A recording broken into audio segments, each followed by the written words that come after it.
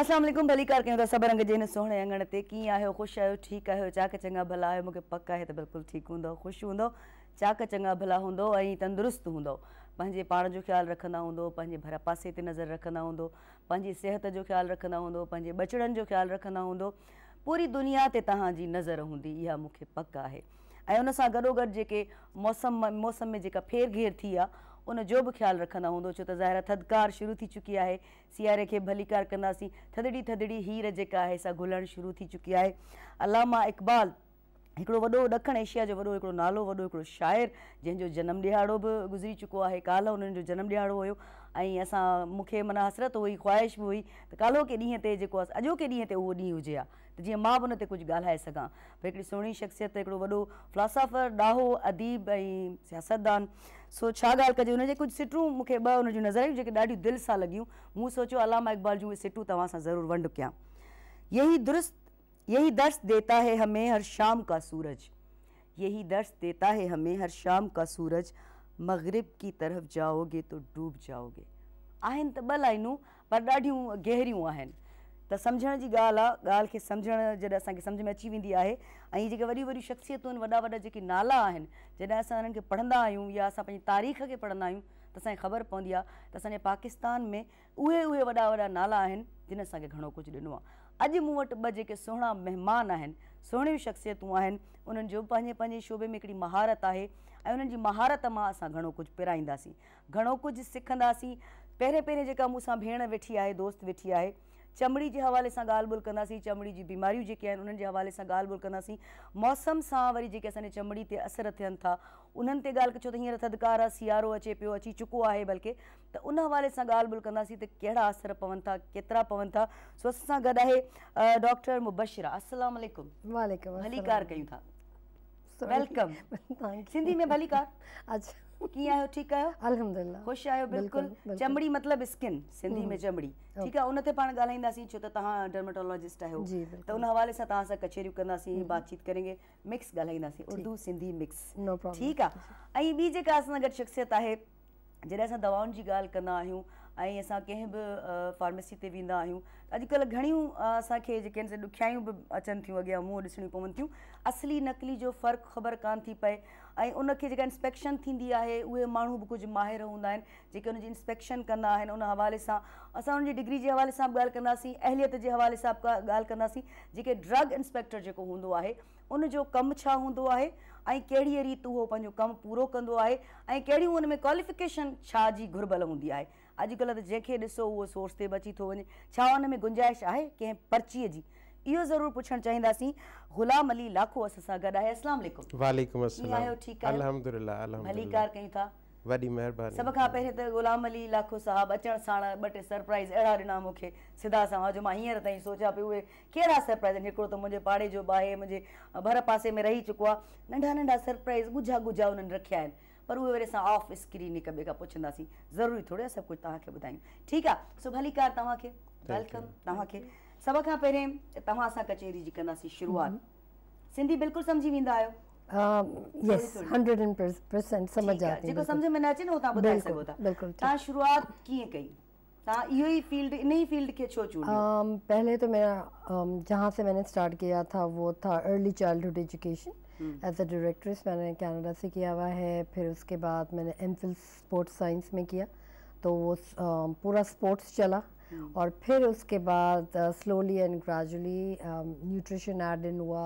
काफ़ी उसमें मॉडलिटीज़ होती हैं कोर्सेज होते हैं वो कंप्लीट किए फिर कंसल्टेंसी की तरफ मैं आई तो डर्मेटोलॉजी वाज ज़ाहिर वन ऑफ द फेवरेट वो किया अब वो प्रैक्टिस में है और दूसरा जो मैंने किया है वो है अभी recently Canadian immigration as a consultant तो वो उसमें मैं वर्क कर रही हूँ ये तो माना सुठी ॻाल्हि आहे चैलेंजेस बि आहिनि सभिनी में बिल्कुल हाँ सभिनी में चैलेंजेस बिल्कुल बिल्कुल केतिरा हाणे एक औरत हिकिड़ी माई जॾहिं कंहिं फील्ड में अचे थी सबसे पहला सवाल तो ये है जो मुझे बहुत जरूरी लगता है हर औरत से करना जो भी किसी शोबे में मौजूद है कि हमें बड़े हर्डल्स आते हैं सामने बड़ी मुश्किलात का सामना होता है तो आपने कितनी मुश्किलात को फेस किया शुरुआत में एजुकेशन के हवाले से तो कोई ऐसे इश्यूज नहीं थे बट फील्ड के हवाले से क्योंकि इंट्रोड्यूस जब एमफिल स्पोर्ट्स साइंस में मैंने किया था दैट वाज 25 years ago, 25 साल पहले। तो 25 साल पहले वुमेन का कोई इस तरीके से कॉन्सेप्ट नहीं था उस ज़माने में कि वो ट्रेनिंग मेल को भी करवा रही हैं, फीमेल को भी करवा रही हैं। तो वो एक स्टिग्मा बिटवीन था कि मेल डोमिनेशन सोसाइटी कि मेल का ही फिगर होना चाहिए। तो उस बैरियर को मैंने तोड़ा था एंड आई सेड कि नहीं, मेल एंड फीमेल, क्योंकि साइंस अगर देख लें, मेडिकल देखते हैं तो वो आपको एलिमिनेट नहीं करती कि आप फीमेल है तो आपके लिए शोभा ये नहीं हो सकता, या आप सिर्फ स्कूल में जॉब कर लें, या पर्टिकुलरली स्कूल। उस जमाने में तो कॉन्सेप्ट ही था ना, बिल्कुल टीचिंग ही करनी है बिल्कुल females को। बिल्कुल यही था। तो उसमें ज़रा प्रॉब्लम्स हुई two settle down in Pakistan, और प्रॉब्लम्स ही प्रॉब्लम उसके बाद फेस किए। बट अल्हम्दुलिल्लाह आई वुड से कि एजुकेशन अगर आपकी सॉलिड है और स्पेशली अब्रॉड का एक एक्सपोजर मिल जाता है तो आप यही नॉलेज को अपने ही लोगों में बांटने में मोर आसानी होती है, ब्लॉकेजेस नहीं होती। क्योंकि उस वक्त बहुत अप्रिशिएट किया गया मुझे विमेन ख़ास करके कि हमें ये मेडिकल इश्यूज़ हैं, तो अकॉर्डिंग टू दैट कि आप स्पोर्ट्स इंजरीज़ उस ज़माने में बहुत होती थी, जो ये प्रोडक्ट्स वगैरह लेते हैं, डिफरेंट टाइप के मसल बिल्डिंग है, तो उसके लिए स्पोर्ट्स इंजरी उस वक्त उस ज़माने में एक्सपर्ट कोई नहीं था। 25 ईयर्स अगो। तो उस वक्त I was the first one, तो मैंने एड्रेस किया फिजियो एक्सरसाइजेस, फिर गैस्ट्रो इंटेस्टाइनल डिसऑर्डर यानी GTI के जो इश्यूज होते हैं उसकी भी एक्सरसाइजेज होती है, वो लोगों को नहीं पता, वो मेरे ख्याल में आज तक भी यही कॉन्सेप्ट चल रहा है। तो इस सब चीज़ों को डिटॉक्सिफिकेशन करना, डाइट को किस तरीके से लेना, क्योंकि ट्रेडिशनली हम तो आदत हमें आदी है कि बहुत हैवी ब्रेकफास्ट करने का और फिर लेट नाइट। एग्जैक्टली। तो ये सब चीज़ों को मॉडिफाई करने के लिए बहुत टाइम लगा, और बट जाहिर बात है टाइम के साथ साथ चीज़ें बदली, इंटरनेट आया, इंट्रोड्यूस्ड हुआ और ज़्यादा एक्सपेंशन मिली, तो ईजियर होता चला गया। फिर वो मेरे लिए एक चैलेंज नहीं रहा, जैसे आपने सिंधी में कहा कि वो एक हर चैलेंजेस से मैं गुजरी हूँ, तो मुझे चैलेंजेस अच्छे लगते हैं, तो then I progressed. Plus point तो ये है। बिल्कुल बिल्कुल। देन वो होता है ना कि मोटिवेशन होती है, यू कीप गोइंग, आप ब्लॉक नहीं होते, पीछे नहीं रहते कि भाई बहुत कर लिया, बहुत हो गया। अच्छा, सपोर्ट भी होंदी है ना। बिल्कुल, फैमिली सपोर्ट इज मेन। जी, जॾहिं फैमिली तव्हां सां गॾु हूंदी आहे त तव्हांखे अञा वधीक स्ट्रेंथ मिलंदी आहे। फैमिली की जहाँ तक ताल्लुक है, मेरी सबसे बड़ी जो स्ट्रेंथ थी वो मेरी mother.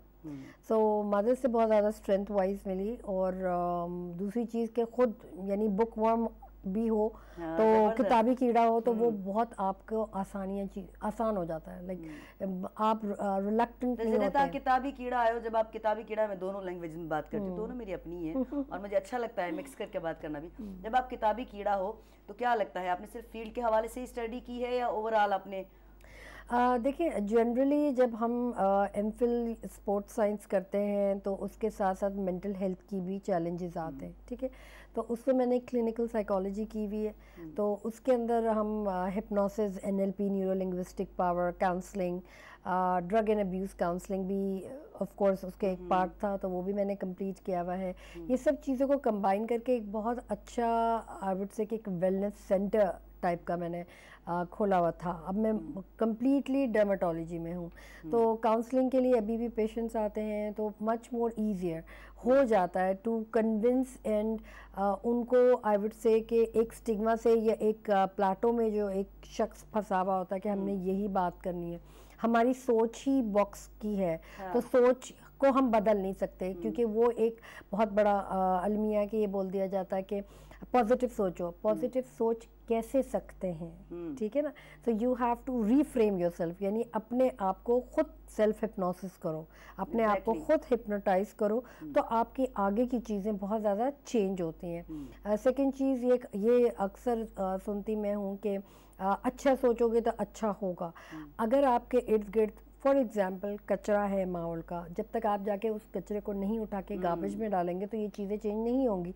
It means you have to change yourself in order to bring a change. अपने आप में खुद आप चेंजेस लेकर आए टू करेक्ट द सोसाइटी। तो वो एक ये नहीं हो सकता कि आप ऑन द होल जाके लेक्चर्स एंड ऑल दें, बट ये हो सकता है कि जितनी हद तक सोर्सेज आती हैं, जितने लोगों से आप मिलते हैं, उन्हीं को अगर आप मैसेज डिलीवर करें word of mouth I would say, तो बहुत ज़्यादा आसानी पैदा होती है। आसानी थींदी आहे। ऐं ॻाल्हि इहा आहे त पहिरीं शुरूआत सदाई पाण खां थींदी आहे न, पंहिंजे पाण खां। जॾहिं असां इंटरनली पंहिंजो पाण खे पहिरें परखंदा आहियूं, सम्झंदा आहियूं, उन खां पोइ ई असांखे भर पासे ते नज़र बि वेंदी आहे त ही ठीकु आहे या ही ठीकु न आहे। सो पहिरें पंहिंजे डॉक्टर साहिब चवण जो मतिलबु इहो हुयो, छो त सभई माण्हू हर ॿोली कोन सम्झंदा आहिनि, इन करे ॾाढो ज़रूरी आहे। अच्छा, नंबर तव्हांखे स्क्रीन ते नज़र ईंदो हूंदो, हेॾां बि असांखे ॿुधणो पवंदो आहे। सो नंबर असांजो नोट कयो ऐं स्क्रीन ते तव्हांखे थोरी देरि में ईंदो हूंदो। सो पहिरियों मां लिखी वठां, ठीकु आहे? हा, ॿुधायो। 9923 जी 1098। ठीकु आहे। असांजो इहो तव्हांखे स्क्रीन ते नंबर नज़र ईंदो, जेको मां तव्हांखे सिंधीअ में ॿुधाईंदसि, 99231418। ठीकु आहे। इन ते कॉल कयो, सथ में शामिलु थियो। पर हिकिड़ी ॻाल्हि जेका सदाई मां तव्हांखे चवंदी आहियां त लाइव कॉल जॾहिं पाण कंदा आहियूं त टीवीअ जो आवाज़ु असांखे बंदि रखणु घुरिजे। जॾहिं असां टीवीअ जो आवाज़ु बंदि रखंदा आहियूं त ॿिए जी ॻाल्हि फ़ोन ते ॿुधी सघंदा आहियूं। पर जेकॾहिं वरी बि तव्हांखे आवाज़ु ऐं मुंहिंजो ऐं पंहिंजो ॿुधण जो शौक़ु आहे त राति जो रिपीट थींदो 12:15 वॻे, 12:30 न 12:30 वॻे रिपीट थींदो, तव्हां ॾिसी सघो था। सुबुह जो बि 8:30 वॻे रिपीट थी वेंदो। ठीकु आहे। ॾिसिजो। ऐं महिमाननि खां जुड़ियल सुवाल जेकॾहिं कंदो, जेकॾहिं बिजली आहे त ॾाढी ॾुखी ॻाल्हि आहे, पर जेकॾहिं आहे त कोशिशि कजो त जुड़ियल सुवाल कयो। ॿियो महिमान असां सां गॾु आहे ऐं तव्हां ॾांहुं ईंदसि मां। माशाल्लाह, तव्हां सां घणियूं यादूं मूंखे हींअर थोरी थोरी जेके आहिनि न उसिरनि पियूं दिमाग़ में। कीअं शुरूआति थी, तव्हांजी नंढपण में तव्हांजा शौक़ु कहिड़ा हुया, छा टारगेट हुयो, पोइ पंहिंजे शोबे ॾांहुं अचिजो। पहिरीं त मां शाह साईं जो बैत ॿुधाईंदुसि, जेके ईंदे चवनी आ, वींदे चवनी वे, छॾे सारो ॾे अचंगण उन्हनि जे। वाह, तमामु घणी ख़ुशी थी तव्हां इनवाइट कयो। न महिरबानी, असां हाज़िर थियासीं। नंढपण जूं तमामु सुठियूं यादूं आहिनि। नंढे हूंदे खां वठी मूंखे जानवरनि जो डॉक्टर थियण जो ॾाढो शौक़ु हुयो। जानवरनि जो? जी, मूंखे कुता पालणु, ॿिलियूं पालणु ऐं मुख़्तलिफ़ जानवर जेके वीचारा बेसहारा हूंदा आहिनि उन्हनि खे सहारो ॾींदो हुउसि ऐं उन्हनि खे घर खणी ईंदो हुउसि, उन्हनि जी मलम पटी कंदो हुउसि, चाहे उहो पखी हुजे या जानवर हुजे। पोइ उनखे पाण वटि रखंदो हुउसि। पोइ जेका जेब ख़र्ची मिलंदी उनजो खीरु वठी उन्हनि खे पीआरींदो हुउसि। इहे शौक़ु हूंदा हुआ। वॾो थियुसि त कुझु शौक़नि में चेंजिस आयूं। पढ़ाई मेडिकल फील्ड मूं जॉइन कई, इंटर प्री मेडिकल कई मूं। पोइ मूं अप्लाई कयो DVM लाइ, डॉक्टर ऑफ वेटनरी मेडिसन लाइ। उन सां गॾु फार्मेसी में बि अप्लाई कयो। तॾहिं माण्हू जुड़ियल आहियो, जुड़ते हैं। तॾहिं मुंहिंजी पहिरीं जेका एडमिशन थी उहा B फार्मेसी में थी, यूनिवर्सिटी ऑफ सिंध में 94 में। ॿुधाईंदा हलो, मूंखे यादि ईंदी पई वञे। उन खां पोइ 2 साल जॾहिं मां फार्मेसी पढ़ी, सेकेंड ईयर में पहुतुसि त पोइ मूं वटि सिंध एग्रीकल्चर यूनिवर्सिटी रंडोजाम जो लेटर आयो त तव्हांजी एडमिशन DVM में थी वई आहे, डॉक्टर ऑफ वेटनरी मेडिसन में। ऐं उन सां गॾु वरी मुंहिंजी एडमिशन MBBS में थी वई लियाकत मेडिकल कॉलेज में।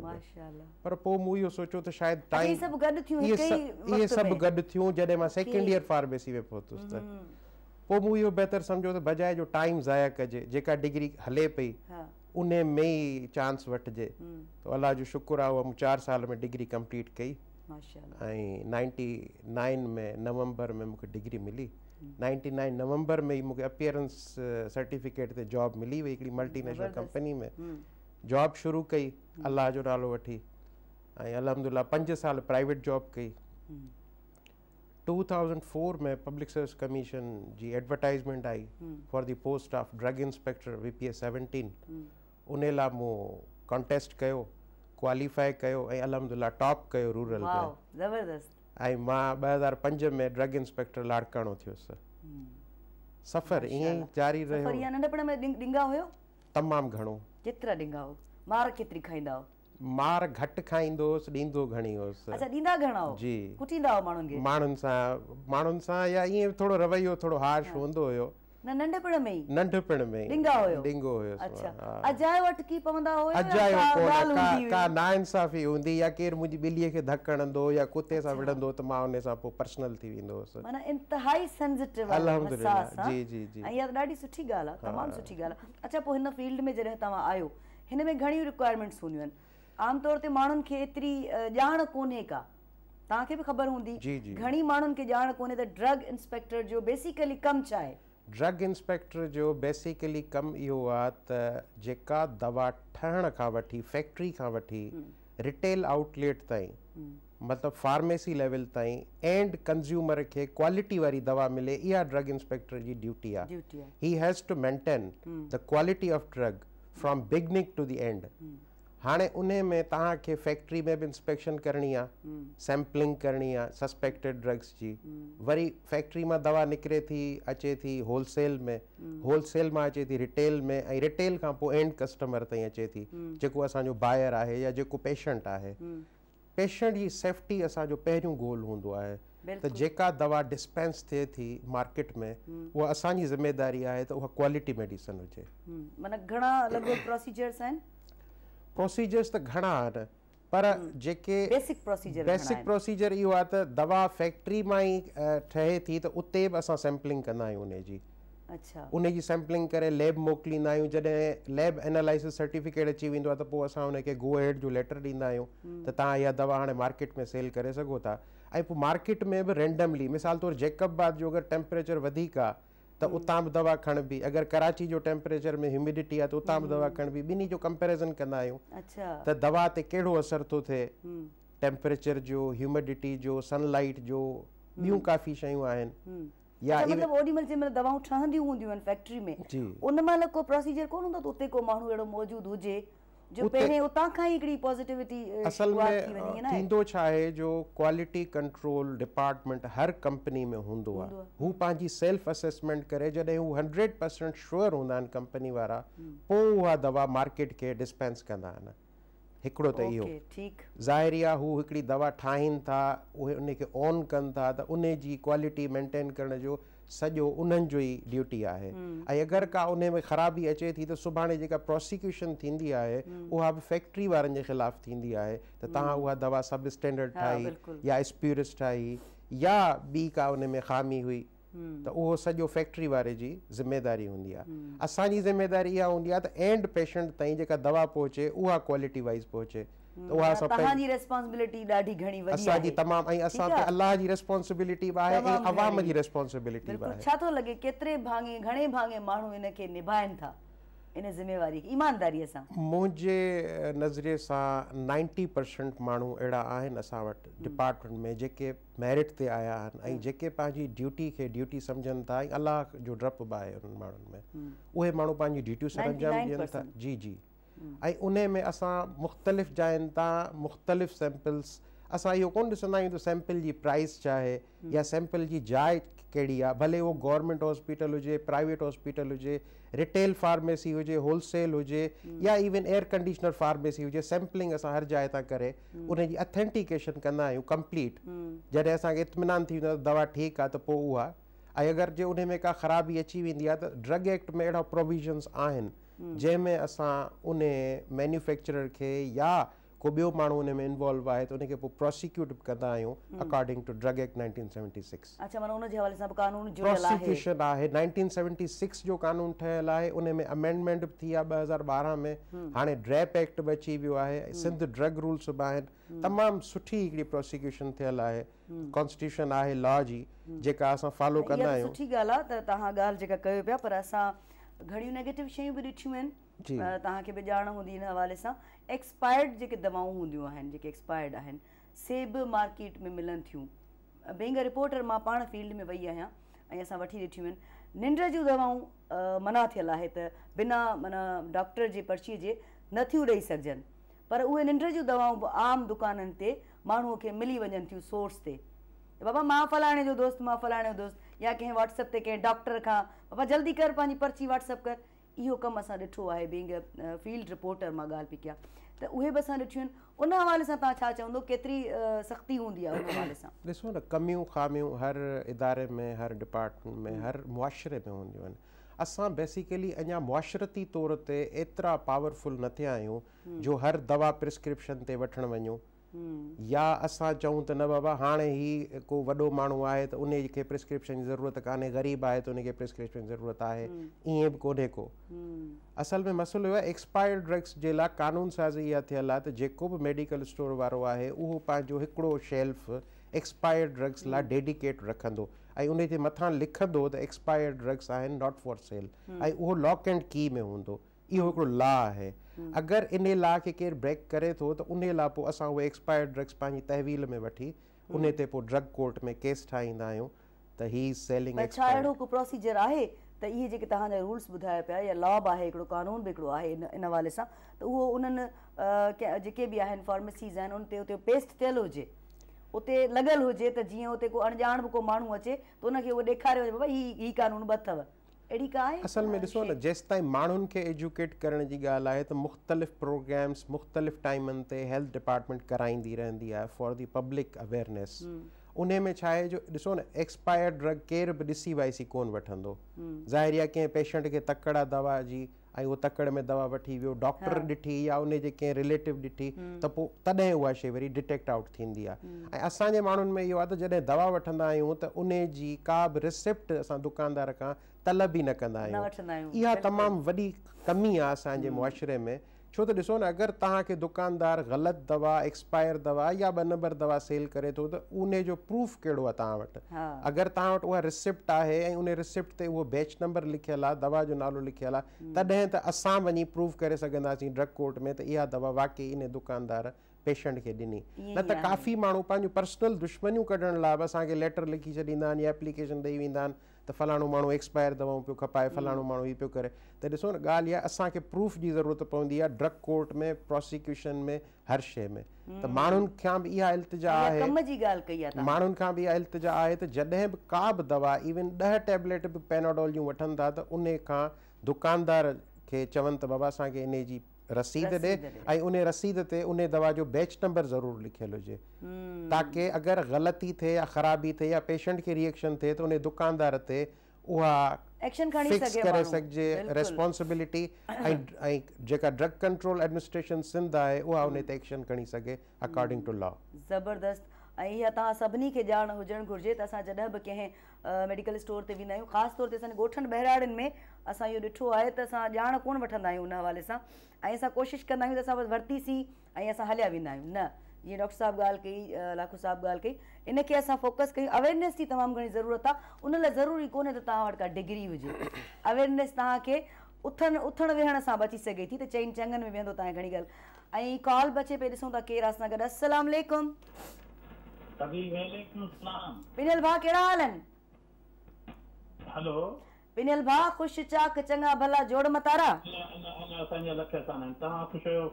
माशाअल्लाह, मां ज़बरदस्त, ठीक ठाक, फर्स्ट क्लास। छा चवंदो? छा चवंदो पिनियल भाउ? साईं डॉक्टर लाखो साहब जो ॻाल्हियूं ॿुध में हिकिड़ो अर्ज़ु आहे त मेंह खे ॾोहाईअ जे वक़्तु सुई इंजेक्शन लॻाई थी वञे। हाणे इहो जेको इंजेक्शन हाणे खीर थो अचे ॿाहिरि, माण्हू पीए थो, उन माण्हूअ ते उन इंजेक्शन वारे खीर जा कहिड़ा असर था पवनि? ठीकु आहे पिनियल भाउ, इहो सवाल डॉक्टर साहब ॿुधी वरितो। आख़िर में हिकिड़ो बैत हुजनि अलामा इक़बाल जो। ज़रूर ज़रूर। फिर भी हमसे शिकवा है कि हम वफादार नहीं। वाह। अगर हम वफादार नहीं तो तू भी दिलदार नहीं। वाह वाह वाह। हाणे अलाए कंहिंखे ॻाल्हि केॾा इशारो कयो, असांखे कहिड़ी ख़बर? पिनियल भाउ, असांखे कहिड़ी ख़बर इशारो किथे हुयो? ठीकु आहे, महिरबानी महिरबानी महिरबानी, सलामत हुजो। पिनियल भाउ असांजे सथ में जॾहिं बि हाला खां शामिलु थींदो आहे त का न का कम जी ॻाल्हि कंदो आहे, टू द पॉइंट ॻाल्हाईंदो आहे, का न का ॼाण ॾींदो बि आहे, का न का ॼाण वठंदो बि आहे। डॉक्टर साहिबु कुझु चवणु चाहींदो हुननि जे सवाल ते? पहिरीं त मां इहा ॻाल्हि कंदुसि त असां जॾहिं बि मेह जो खीरु वापरायूं त उहो बॉइल करण खां पोइ ई उनखे इस्तेमालु कजे त उहो बहितरु रहंदो। माना पहिरियों उॿारणु ज़रूरी आहे? उॿारणु तमामु ज़रूरी आहे। उॿारण सां मेह जे खीर में जेके बि जरासीम हूंदा आहिनि या एंटी डॉट्स हूंदा आहिनि या ॿिया प्रॉब्लम्स हूंदा आहिनि, उहे सभु ख़तमु थी वेंदा आहिनि। ऐं दवा जो असरु सिर्फ़ु मेह ते थींदो आहे, उहो बि सिर्फ़ु ॾुहाईअ वारे टाइम ते थींदो आहे। उन खां पोइ उहो असरु मेह ते बि ख़तमु थी वेंदो आहे, त खीर ते बि ख़तमु थी वेंदो आहे। ऐं खीर खे उॿारण सां उहे सभु असर जेके बि आहिनि उहे ख़तमु थी वेंदा आहिनि ऐं खीर बिल्कुलु सेफ थी वेंदो आहे माण्हुनि लाइ, ऐं उन सां को बि असरु इंसान जे जिस्म ते नाकारी असरु कोन पवंदो है। ठीक है डॉक्टर साहब, अचूं था तव्हां ॾे। अच्छा, स्किन के हवाले से हम बात करते हैं, स्पेशली औरतें जो हैं, लेडीज़, मतलब हम सब, ठीक है, खूबसूरत तो औरत तो वैसे ही खूबसूरत है, लेकिन मौसम से ज़्यादा तब्दीलियाँ आती हैं, चेंजेस आती हैं स्किन पे, फेसेस पे, झुर्रियाँ पड़ जाती हैं, डार्क सर्कल पड़ जाते हैं, हल्के पड़ जाते हैं, और उम्र कम भी होती है, एज फैक्टर भी नहीं है, उम्र कम भी है, तो उसके लिए क्या करना चाहिए, क्या इस मौसम में स्पेशली वो ज़रूरी है बहुत? देखिए, जिस तरीके से वेदर चेंज होता है, आपको अपनी डेली रिजीम भी चेंज करनी चाहिए। ज़रूरी नहीं है कि वही क्लेंजर्स आप विंटर में भी इस्तेमाल करते हैं। अगर आप बहुत ज़्यादा जून जुलाई यानी गर्मी होती है और उस वक्त आप ऐसा प्रोडक्ट यूज़ करें जो आपकी स्किन को ड्राई करें, तो मेक श्योर करें कि जब बहुत ज़्यादा हॉट हीट वेव ख़त्म होती है तो वेदर के हिसाब से आपने अपना प्रोडक्ट चेंज करना है। नाइट सीरम, डे सीरम, आपने विटामिन सी एक अच्छी चीज़ है, हाइलुरोनिक एसिड, सैलिसिलिक एसिड। अगर आपकी एक्नी स्किन है प्रोन, मेलिस्मा काफ़ी है, काफ़ी लोगों को झाइयाँ बहुत आई हुई होती हैं XYZ रीज़न से, मेडिकल रीज़न से भी हो सकती हैं, सन डैमेज है, इनहेरिडिटी है, उन सब को लेकर आपने अपनी बेसिकली क्लेंजर्स चेंज करें, यानी सोप्स के बजाय आप टी ट्री ऑयल पे आ जाएं, टी ट्री क्लेंजिंग फोम्स पे आ जाएं, टोनर इस्तेमाल करें। नाइट सीरम में अगर आपकी एक्नी स्किन है तो आप हाइलुरोनिक भी इस्तेमाल कर सकते हैं, सैलिसिलिक एसिड भी इस्तेमाल कर सकते हैं। डे में आपकी सीरम्स होनी चाहिए अगेन, और उसके साथ साथ बाहर जाएं, चूल्हे के आगे जाएं तो सन ब्लॉक लगाएं। नाउ प्री मेच्योर जो रिंकल्स की आप बात कर रही हैं वो आजकल छोटे बच्चों में भी है, ठीक है, काफ़ी आइज़ के नीचे झुर्रियाँ हो गई हैं, वो तो न्यू बॉर्न बेबीज़ में भी होती हैं। तो ड्राई, सुपर ड्राई स्किन जो होगी, बेहतरीन सोप है डव का, ठीक है, जिसमें मॉइस्चर लेवल हो। कोई भी सोप ले लें, बेबी के सोप्स में भी अच्छे खासे बेबी सोप्स में भी होते हैं, मॉइस्चर लेवल ज़्यादा हो। काफ़ी ख़वातीन को मैं ये भी प्रिस्क्राइब करती हूँ कि आप बेबी सोप प्रोडक्ट्स इस्तेमाल करें, क्योंकि इससे स्किन अच्छी खासी क्लेंस भी होती है। वो हर स्किन पे मतलब सूट करता है? एक्नी वाली स्किन के नहीं, क्योंकि बच्चों की यूजुअली ड्राई स्किन होती है, कोई ऑयली स्किन तो इतनी होती नहीं है। तो यूजुअली मैं प्रिस्क्राइब भी करती हूँ कि अगर आप बच्चों के प्रोडक्ट्स पे चले जाएं तो वो ज़रा सेफ साउंड होता है, उसमें हार्श केमिकल्स नहीं होते। दूसरी चीज़, काफ़ी लोग घरेलू टोटके बहुत इस्तेमाल करते हैं। अब वो घरेलू टोटके एक हद तक मुफीद होते हैं, उसके बाद it doesn't work with U. काफ़ी ये भी होता है कि कोई लेमन लगा रहा है, कोई ये कर रहा है, तो ये चीज़ें फेस पे ना एक्सपेरिमेंट करें। अगर करना है तो एल्बोस, जो हमारी बहुत ही रफ जगह है, नीज पे, बिल्कुल नीज बहुत डार्क होते, कोई भी तजुर्बा करना है एल्बो और नीज पे कर लें, पहले तो देख लें क्या निकलता है। बिल्कुल, और बहुत थिक स्किन होती है। तो अगर आप कोई भी इवन घरेलू कोई मास्क बना रहे हैं, कोई नई आपने रेसिपी देखी है, तो उसको डायरेक्टली फेस पे लगाने से पहले पैच टेस्ट कर लें, हाथ पे इस्तेमाल कर लें। मॉइस्चर लेवल ज़्यादा रखने के लिए पानी हाइड्रेट अपने आप को रखें। सेकंड चीज़, अगर पेट साफ़ रखना है तो आपको एवरी मॉर्निंग क्लेंज आउट करना चाहिए, यानी जैसे आप बेड पे से उठते हैं तो आपने 2 to 3 glasses of water, complete water. ये तो कार्डियोलॉजिस्ट भी कहते हैं कि अगर दिल की बीमारियों से बचना है तो जैसे ही उठो 3 ग्लास पानी पियो, बिल्कुल बहुत ज़्यादा ज़रूरी है। दूसरी चीज़, फ्रूट्स का बहुत अंबार लगा हुआ है इस वक्त, मीन्स हर आपको अच्छे फ्रूट्स इस सीज़न में मिलते हैं। तो जितना आप अपने बॉडी को डिटॉक्सिफाई करें, यानी अच्छे फ्रूट्स लें, वेजिटेबल्स लें, पल्सेस का इस्तेमाल करें, यानी दालें वगैरह हैं वो इस्तेमाल करें, सब्जियां, घी, बिल्कुल घी, तेल एक हद तक, क्योंकि कोलेस्ट्रॉल लेवल के साथ साथ कुछ लोगों को डायबिटीज़ की भी शिकायत होती है, तो वो इतना हज़म नहीं कर पाते। और जो भी सीनियर सिटीज़न है, जाहिर बात है उनका मैदा छोटा हो चुका होता है एज के हिसाब से, तो उनको फाइबर वाली डाइट, अगर कुछ लोग लैक्टोज इंटॉलरेंस है, यानी दूध नहीं हजम होता, दही नहीं खा पाते, तो फाइबर के सैशेस भी होते हैं, इवन फार्मेसी पे मिलते हैं। कुछ लोग ऐसे भी होते हैं जो दूध तो नहीं पीते, दही खाते हैं। बिल्कुल, और वो दही तो नहीं खाते, दूध पीते हैं। वो भी अच्छी चीज़ है, दूध नहीं छोड़ना चाहिए, क्योंकि 35 के बाद जो कुछ भी आपने 35 ईयर्स से पहले जो कुछ भी खाया हुआ है, वो आप समझे 35 ईयर्स के बाद यूज़ अप कर रहे हैं, तो आपकी डीजेनरेशन की तरफ जाती है। तो मेक श्योर किया करें कि आपकी जो डाइट हो, अगर लीन प्रोटीन की अगर बात करें, यानी एनिमल प्रोटीन की अगर आप बात करें, तो हफ्ते में 2 दफ़ा मिनिमम लेना चाहिए आपको। वेजिटेबल आजकल प्रोटीन भी आ गए हैं, वो भी vegetable based, plant based protein भी है, पल्सेस में भी प्रोटीन है। जो मेरी तरह मछली गोश्त नहीं खाते, वो जैसे अगर आपको दालें पसंद हो, ठीक है, काफ़ी लोग बेसन महीने में एक बार भी नहीं, मतलब खाना ही नहीं है, ऐसे मेरे तरह के लोग होंगे। जैसे आप बेसन कड़ी बनती है घर में, ठीक है, या दाल माश बना लें, जो भी दालों की पल्सेस की डिश होती है वो भी आप आराम से एज ए सूप पी सकती हैं।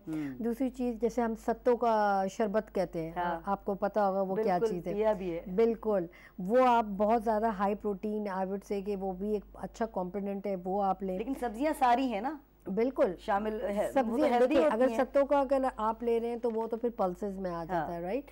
अगर आपने सिर्फ एनिमल बेस्ड प्रोटीन लेनी है तो वो फिर एक अलग चीज़ है।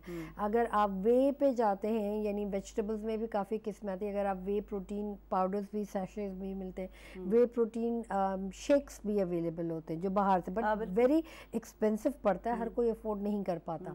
तो यही रेकमेंड मैं करूँगी कि इवन अगर आप वेजिटेबल्स कोई भी ले लें, तुरई ले लें, भिंडी ले लें, या आलू तो एवरी ईयर होल तो घर में पया ही पया होता है। बहुत लोग शौक से खाते हैं, तो आलू भी आप इस्तेमाल कर सकते हैं, स्टार्च है। सबसे अच्छी जो डार्क सर्कल की जो रेसिपी है वो यही है कि मैं यूजुअली रेकमेंड करती हूँ कि आलू को एक स्लाइस काट के सिर्फ और सिर्फ अगर आप उसका जूस निकाल लें, जूस निकाल के अराउंड दी आई भी लगाएं, तो ये मैंने माना हुआ है, देखा हुआ है। Usually I don't believe in it, but ये कि बहुत बहुत लाइटर हो जाते हैं, फर्क पैजी विंदो। हाँ, लाइटर होते हैं, ये नहीं होते कि कम्प्लीटली ख़त्म नहीं हो सकते, लाइटर होते हैं बिल्कुल। और जो स्टार्च अवेलेबल होता है यानी पोटैटो की स्लाइस में, वो स्किन लिफ्टिंग में बहुत यूज़ होता है। यानी जो हम सोडियम क्लोराइड वगैरह होता है, जैसे हम कहते हैं कि स्लाइन वाटर का इस्तेमाल ज़्यादा करें, तो वो स्किन के लिए बहुत ज़बरदस्त होता है, सॉल्ट वाटर। तो मैं अपनी अम्मा को बताती चलो, अम्मा मां तव्हांखे ॿुधाईंदी आहे न, जेको पटाटो कटे ई मां हिते रखंदी आहियां न, मैं सही कंदी आहियां, ठीक है। जो रोज अम्मा मेरी डांटती रहती, क्या पटाटा काट के रोज तुम, तो अम्मा को मैं जरा बता रही हूँ, तो अम्मा मैं सही कंदी आहियां, जो पटाटो कटे रखंदी आहियां। ऐं महांगा बि इलाही थी, महांगाई बि त ॾाढी थी वई आहे, माण्हू वञे काॾे, हर शइ महांगी आहे, त इन करे उन्हनि मां ई तव्हां फ़ाइदा वठी सघो था। उन्हनि में हर शइ घर में जेके मौजूद आहिनि, जेके बि शयूं घर में, असां उन्हनि खे कमु आणे सघूं था जेकॾहिं असांखे ॼाण आहे त। अच्छा, अॼुकल्ह सोशल मीडिया अची वियो आहे, सोशल मीडिया ते हर माई डॉक्टर आहे, बिल्कुल हर माई जेको आहे सो डर्मेटोलॉजिस्ट आहे, बिल्कुल बिल्कुल। हर माई मुख्तलिफ टिप्स खणी बैठी है, तो बिल्कुल ये क्रीम्स बता रही हूँ, ये क्रीम्स बता रही हूँ, गोरे हो जाएंगे ये, और बच्चियां हमारी इतनी तो मासूम होती हैं, मैं मासूम ही कहूँगी, वो स्टार्ट कर लेती है, अच्छा इससे 15 दिन में गोरी हो जाऊंगी, और वो स्टार्ट कर लेती हैं, जबकि उनको उनका साइड इफेक्ट पता नहीं होता। उनके लिए आप क्या कहना चाहेंगे? जो भी प्लीज़ अगर देखने वाले हैं, जो भी अगर आपको टिप्स वगैरह कोई 3 क्रीम्स मिला के आप लगा लें face pay, please do not try. कोई भी ऐसी चीज़ आती है जिसमें वाइटनिंग का लिखा हुआ होता है, प्लीज़ डू नॉट ट्राई। कोई चीज़ वाइटनिंग नहीं हो सकती अनलेस एंड अनटिल अगर आप उसके लिए अच्छे वाइटामिन्स ले रहे हैं, क्योंकि इंटरनल अपने ऑर्गन्स को हेल्दी रखना है। मल्टी वाइटामिन्स हैं, आयरन है, फॉलिक एसिड है, कैल्शियम C1000 cc ये रेकमेंड करते हैं, जो आपके लिवर को भी हेल्दी रखता है, किडनीज को भी हेल्दी रखता है। सबसे ज़्यादा अच्छी चीज़ है कि अगर आपने गोरे होना है, टू बी रियलिस्टिकली 8 से 10 ग्लास पानी पिए ज़रूर। हर वक्त आपने पानी का इंटेक, अगर आप 2-3 लीटर भी पी सकते हैं तो जितना पानी पी सकते हैं। हेल्दी हेयर चाहिए पानी, स्किन चाहिए पानी। ग्लास स्किन के टाइप की हम ट्रीटमेंट करते हैं, स्पेशली उन लोगों के लिए जो फार्मूला इस्तेमाल जो ख़वातीन करती हैं, लड़कियाँ। तो ये सवाल, अच्छा ये क्वेश्चन था किसी बच्ची का ना, मैंने कल मुझे पता चल गया था कि मेरे साथ गेस्ट हो रहे, तो मैंने दोस्तों को बताया, तो उन्होंने कहा था फार्मूला की बात आपने की, तो हाँ इसी पे बात करें। तव्हां ॿुधिजो, ठीकु आहे, मूंखे ख़बर आहे तव्हां टीवी ॾिसो पई जी। तो फार्मूला वाली जो क्रीम्स वगैरह इस्तेमाल करते हैं, पहले तो आपको बहुत अच्छा लुक आता है 1 वीक के अंदर, but as time goes along, ज़ाहिर बात है आप मॉइस्चर अपने आप को रखते नहीं है। वो एक फार्मूला है, नाम तो मैं नहीं लूँगी कौन कौन सी क्रीम्स का, बट उसके बाद जो वर्स्ट कंडीशन होती है अनबिलीवेबली, यानी होने वाली सिचुएशन हो जाती है। और जब आप सन में जाती हैं तो लिटरली ख़वातीन की स्किन निकलती है, आप कोई चीज़ लगा नहीं सकती है, मेकअप ठहरता नहीं है, बेस ठहरता नहीं है उस पर। आप अगर स्क्रबिंग भी कर रही हैं और घस के, नथिंग विल वर्क। ग्लास ट्रीटमेंट एक बेहतरीन ट्रीटमेंट है जो हम अपनी क्लिनिक्स पे करते हैं, ग्लास स्किन के नाम से। वो बेसिकली, हाँ, बेसिकली माइक्रो नीडल्स होते हैं, तकरीबन 20 नीडल्स होती हैं, और वो इतनी माइन्यूट होती हैं कि ऐसा लगता है कि आपकी स्किन पे चूटियाँ चल रही हैं, इट्स लाइक दिस। अच्छा। और उसमें हम कॉकटेल बनाते हैं, कॉकटेल इंड्यूस करते हैं, क्योंकि ट्रामाटाइज हुई होती है स्किन, तो उसको हम पंक्चर करते हैं, ठीक है। पंक्चर मीन्स खून वून नहीं निकलता। हाँ। जैसे अगर फर्ज करें आप चलते चलते आपको बैंग लग जाता है, ठीक है, तो आपको थोड़ी सी सूजन हो जाती है, बट इसमें होती नहीं, इसमें ट्रॉमा क्रिएट किया जाता है।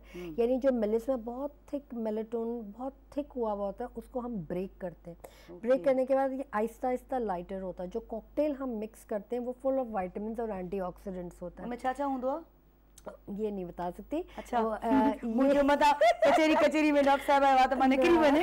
अच्छा, बिल्कुल भी नहीं, बिकॉज डॉक्टर साहब ज़हीन ॾाढी आहे। बिकॉज ये सारी चीज़ें ऐसी होती हैं कि जो फार्मास्यूटिकल्स की ही प्रोडक्ट्स होती हैं। अच्छा, घणी देर जो प्रोसीजर हूंदो आहे इहो?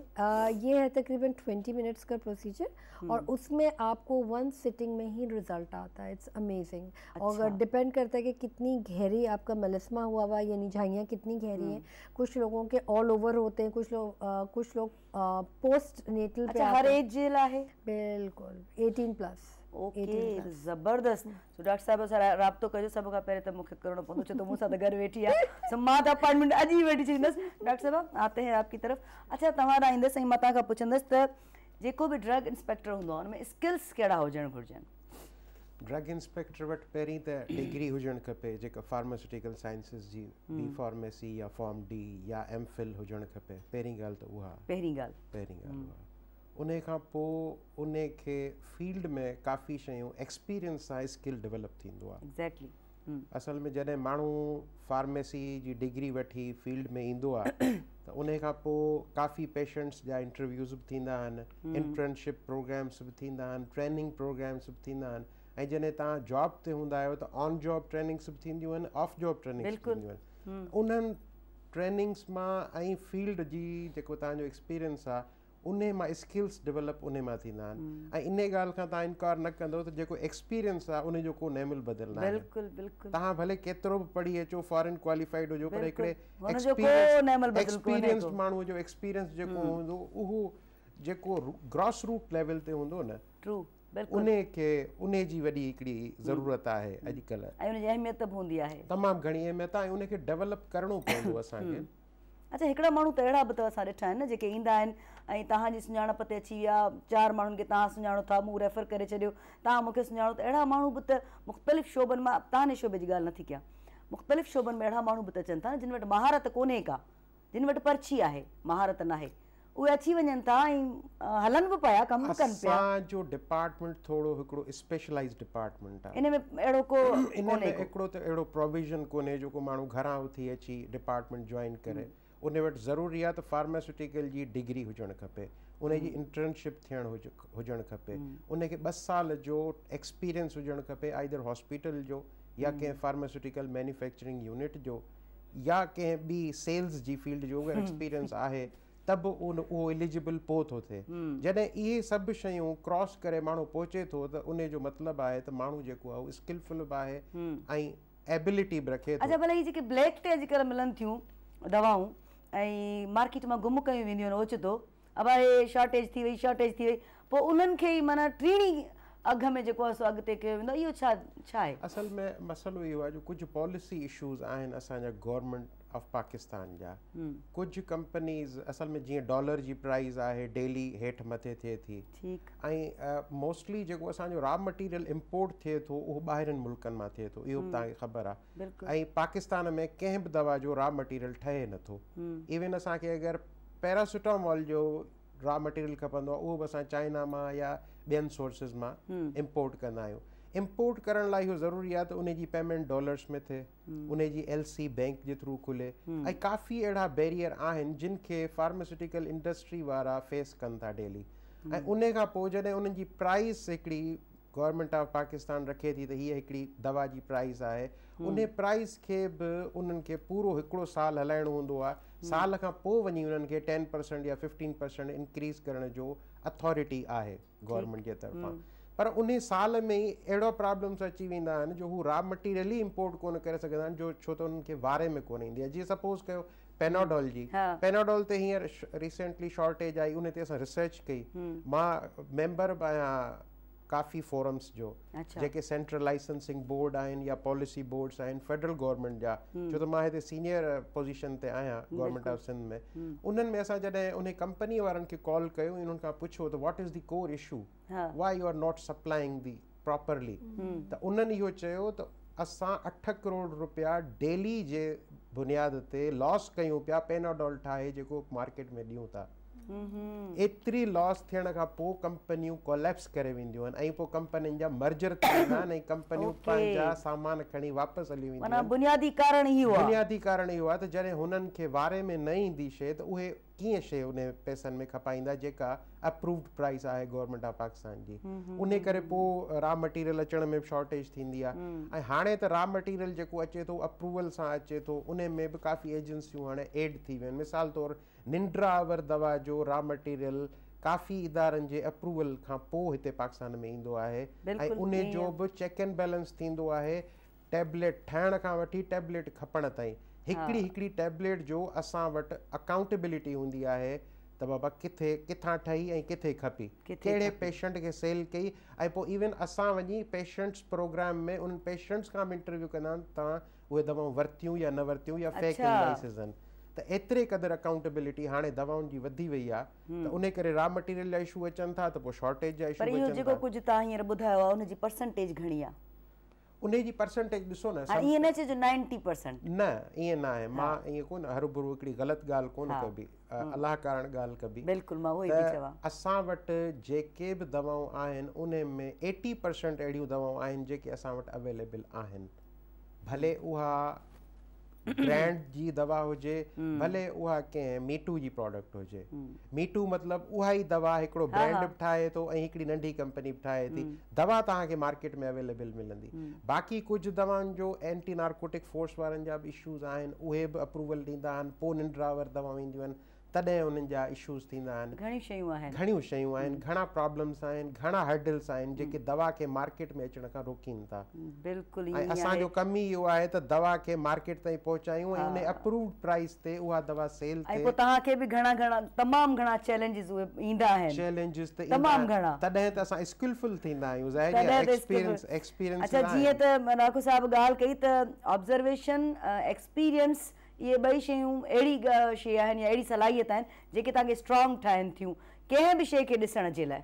खोड़ आहे त तव्हां जेकॾहिं तालीम न बि आहे न, तव्हांजी ऑब्ज़र्वेशन स्ट्रॉन्ग आहे न ऐं तव्हां वटि एक्सपीरियंस बि आहे न, त माना मुंडीअ ते टिक वारो कमु थी वेंदो आहे। डॉक्टर साहिब इहा बिल्कुलु ईअं ई ॻाल्हि आहे, चैलेंजिस एतिरा हूंदा आहिनि ऐं प्लस में मां ॿुधाईंदी हलां त ईअं न सम्झो त हिननि जी लाइफ का ईज़ी हूंदी आहे, हिननि खे बि घणा रिस्क हूंदा आहिनि। ईअं आहे? बिल्कुलु, बाहि जा दरिया हूंदा आहिनि, उन्हनि मां गुज़रणो पवंदो आहे रोज़ जे बुनियाद ते, छो त रोज़ नवां चैलेंजिस हूंदा आहिनि, रोज़ नयूं असाइनमेंट्स हूंदियूं आहिनि, छो त असांखे पेशेंट खे तकलीफ़ न आहे ॾियणी। उन भले असांजी राति ख़राबु थी वञे, को मसइलो कोन्हे, पर पेशेंट खे टाइम ते दवा मिले, जेको हॉस्पिटलाइज़ आहे उन खे ड्रिप लॻे ऐं उन खे केयर मिले। अच्छा, घर में तव्हां माना हीअं जीअं तव्हां नज़र अचे पिया हिकिड़ो स्ट्रिक्ट हेडमास्टर टाइप माण्हू हूंदो न, सख़्तु हीअं घर में बि तव्हां ईअं हूंदा आहियो, पोलाइट आहियो, सॉफ्ट आहियो, इंसान जा जॉली आहियो? इंसान जा कई रूप। मां फ़िलहाल त घर जो बि पुछां। घर में मां एतिरो जॉली हूंदो आहियां जो तव्हां अंदाज़ो नथा लॻाए सघो। अच्छा, हा, घर में मुंहिंजो हिकिड़ो ऑनियर त पाण हाणे थिया, ऑनियर खां पहिरियों बि तव्हां ईअं ई वेठा हो। मां असल में इन करे ईअं वेहंदो आहियां छो त मूंखे सेखारियो वियो आहे त किथे बि कंहिं फोरम ते वियो त तव्हां स्ट्रेट वेहो ऐं अटेंटिव थी वेहो ऐं हर सवाल जो जवाब टू द पॉइंट ॾियो। अच्छा, मां त कैमरा ऑन थियण खां अॻु जी ॻाल्हि पुछी आहे, पहिरें जी। मां कैमरा ऑन थी किथे फील इहो कंदो आहियां त असांखे अलाह जी कैमरा किथां न किथां ॾिसे पई, ऐं मां जिथे बि वेहंदो आहियां त ईअं बिहेव कंदो आहियां त जहिड़ो कैमरा जे साम्हूं वेठो आहियां ऐं मूंखे उन शइ जी अकाउंटेबिलिटी करणी पवंदी। इहा ॻाल्हि तव्हांजी मूंखे दिलि सां लॻी, बाक़ी ॻाल्हियूं एॾियूं लॻियूं दिलि सां लॻियूं जेके बि हिननि कयूं, पर इहा जो ज़ाहिर असां बि साफ़ ई माण्हू हुयूं, सो घणी ॼाण असां वटि बि आहे, पर इहा ॻाल्हि बिल्कुलु सही आहे त अलाह जी जेका अखि आहे उहा असां ते आहे। पर मां त चवां थी अलाह त असांजे अंदरि वेठो आहे न, अखि छा असां ते आहे, उहो त वेठो ई असांजे अंदरि आहे। जेको चए थो मां शहर अॻ खां वधीक वेझो आहियां, उनखे त सभु ख़बर आहे, वेठो ई असां में। अच्छा डॉक्टर साहब, आपसे पूछना चाहूँगी कि अभी मौसम चेंज हो गया है ना, तो अभी फ्रूट्स भी आ गए हैं, मौसमी फ्रूट्स भी आ गए हैं जो आप खा भी सकते हैं और लगा भी सकते हैं फेस पे। ये मैं आप समझ रही क्यों पूछ रही हूँ कि ये जो चैनल्स पे हमें बताया जा रहा है, मुख्तलिफ चैनल्स पे सोशल मीडिया पे, तो आप उनके लिए क्या खास एडवाइस देना चाहेंगे? बच्चियों खाओ जरूर, कोनियों पे लगाओ जो आपने पहले बात की, एक्सपेरिमेंट कर हाँ। एक्सपेरिमेंट अच्छी चीज होती है, बट क्योंकि डायरेक्टली मैं फेस रात पे दिन ना करें। बच्चियों को देख रही हूँ इसमें लगे हुए हैं इन नहीं, कामों पे। अब बेस्ट है कि अगर आप कोई भी फ्रूट्स ले लें, कॉकटेल बना लें उसको, और इसके जूसेस लें, ठीक है। जो इसमें एक बड़ा कंट्रोवर्सी है कि हमें फ्रूट खाना चाहिए, ये जूसेस में करना चाहिए। अक्सर ये होता है कि काफ़ी लोग जैसे एप्पल है, सेब है, उसका छिलका उतार देते हैं। अच्छी न्यूट्रिएंट तो छिलके में थी, आपने उतार के फेंक दिया, और उसका जो गूदा होता है उसका जूस बना लिया कि मुंह में ना आए, ठीक है। अच्छा, कुछ लोग ये करते हैं कि ऑरेंजेस जब आते हैं, यानी संतरे मौसम्बियाँ, तो उसका छिलका उतार के मतलब अंदर का गूदा खा लेते हैं। जो मोस्ट जो उसका छिलके में जो रेशा होता है ना धागे की तरह, वो मोस्ट इम्पोर्टेंट है, वो हम निकाल के फेंक देते हैं। अच्छा जी, जो उसका जो छिलका होता है वो उठा के फेंक देते हैं। छिलके की एक और रेसिपी बताती हूँ, बहुत ज़बरदस्त है, स्पेशली उन लोगों को जो अर्थराइटिस के पेशेंट है, यानी विटामिन डी की कमी होना, घुटनों में पेन, स्पॉन्डिलाइसिस एंड एवरीथिंग। तो ऑलिव ऑयल, जैतून का तेल है। ऑरेंजेस जब आएँ तो आप जैसे ही इसको पील आउट करते हैं, कोई भी जैतून का तेल एक शीशे की उसमें डाल लें, यानी जार में डाल लें।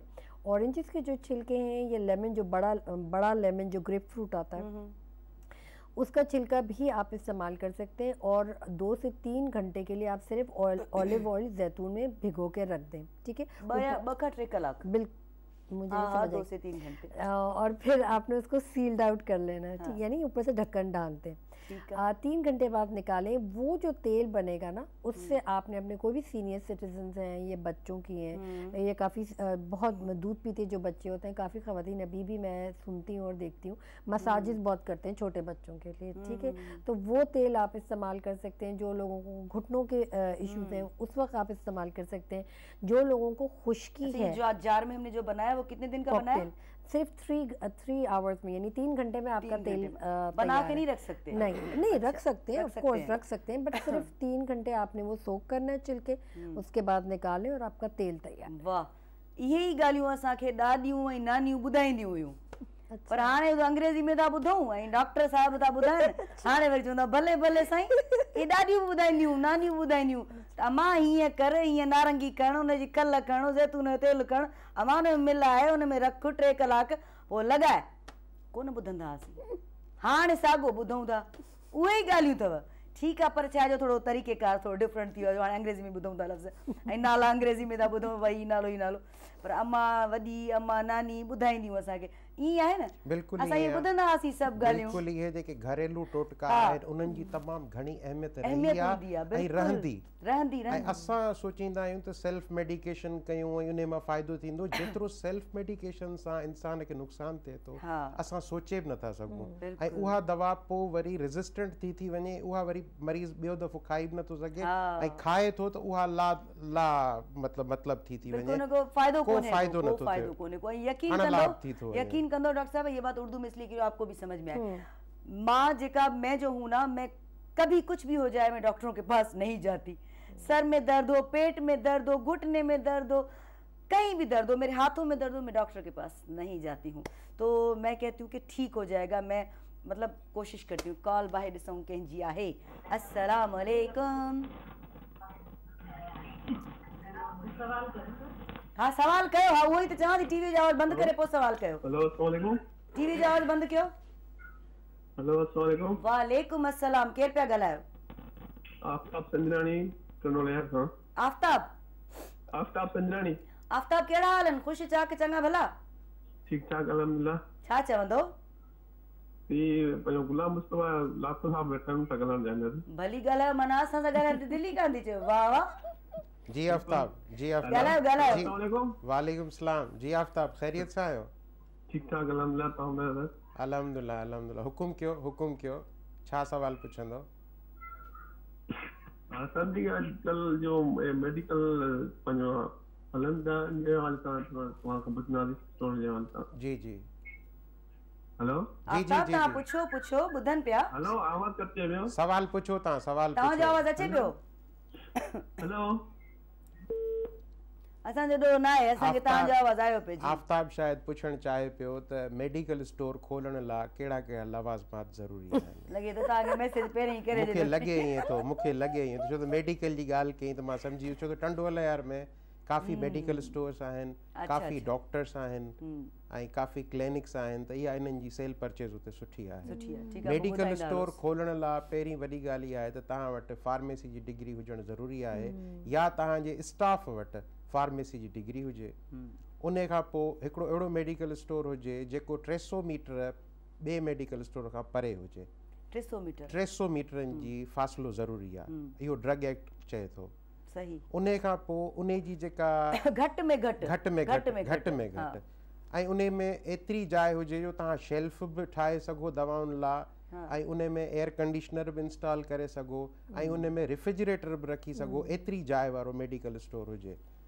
अगर 12 ज़रूरी शयूं आहिनि, 12 बाय 12 जो अगर मेडिकल स्टोर आहे। पर हिते तव्हां ॾिठो आहे दुकानूं कीअं ठहियल आहिनि? हिते त वॾा सुपर स्टोर बि ठहियल आहिनि दवाउनि जा, ऐं नंढा बि दुकान ठहियल आहिनि जिन में इहे जेके तव्हां शयूं चयूं इहे आहिनि ई कोन। असल में छा आहे जो उहो बि डिपेंड करे थो त उहो माण्हू कहिड़ियूं दवाऊं सेल करणु चाहे थो। न पर हुते उहे दवाऊं बि आहिनि, तव्हां ॾिठियूं हूंदियूं पाण, जेके मतलब फ्रिज में रखण जी ज़रूरत आहे। अगर किन इलाइक़नि में लाइट जा मसला आहिनि या अगर फ्रिज जा मसला आहिनि त उते उहे कूल बॉक्सिस रखंदा आहिनि जेके अलाउ कयूं था असां।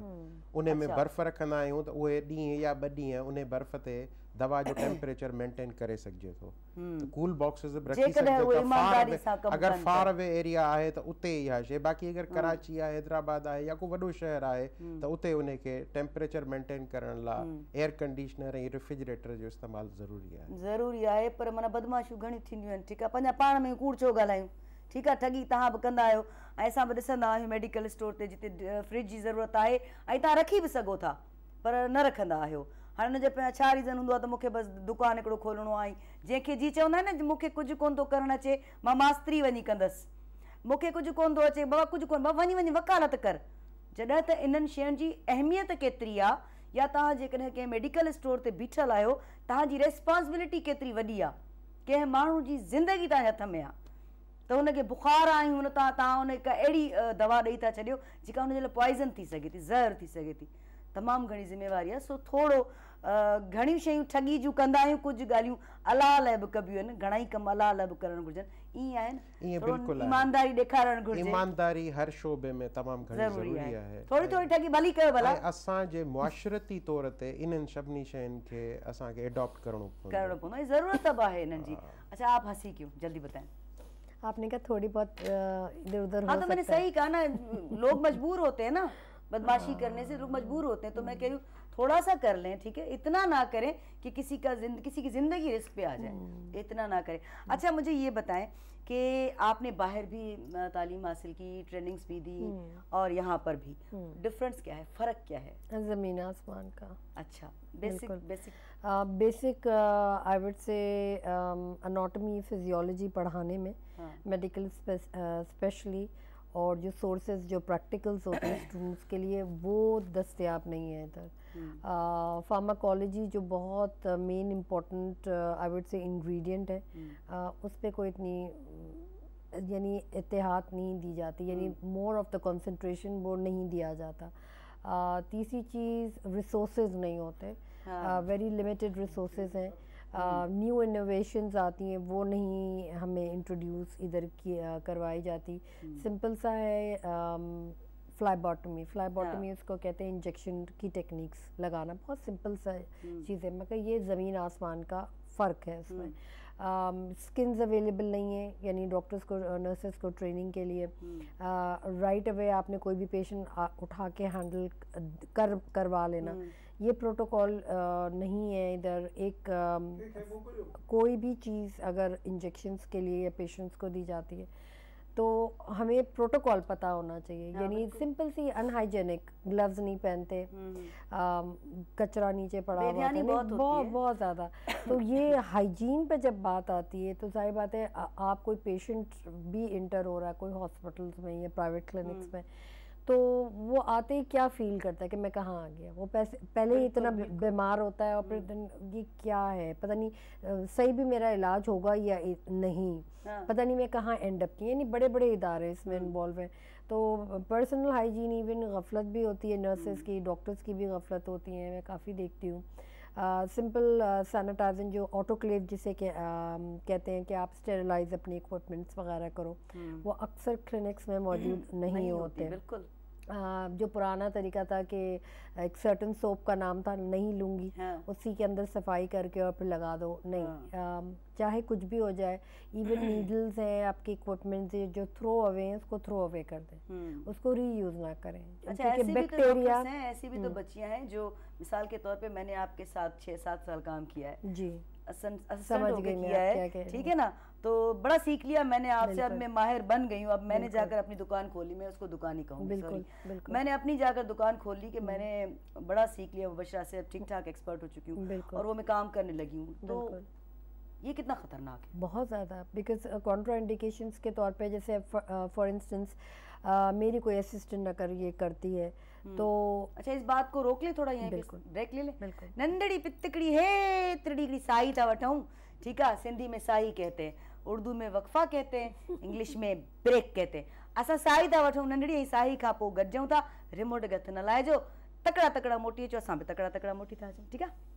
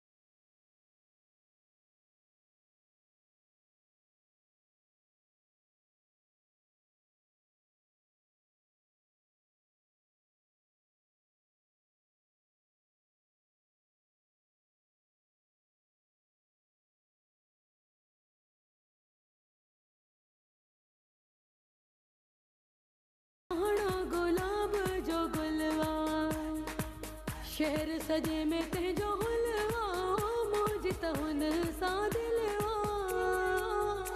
मुझो सोहणो गुलाब जो गुलवा मुझो सोहणो गुलाब जो गुलवा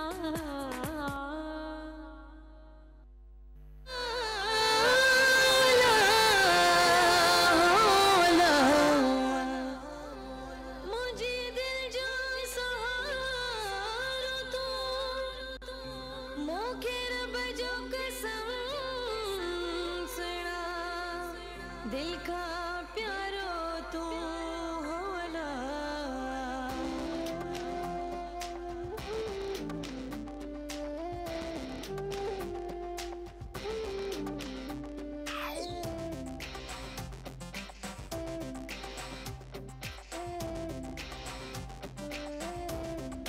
जिसके जो त प्यारा तो सा प्यार कंदी हाँ जिसके जो त प्यारा तो सा प्यार कंदी हाँ मुझे अचिया न अची इंतजार कंदिया मुझे अचिया न अची इंतजार कंदिया सिर साह तो ते मां ही निसार कंदी हाँ सिर साह तो ते मां ही निसार कंदी हाँ मुझे अचिया न अची इंतजार कंदिया मुझे अचिया न अची इंतजार कंदिया इसके जो त प्यारा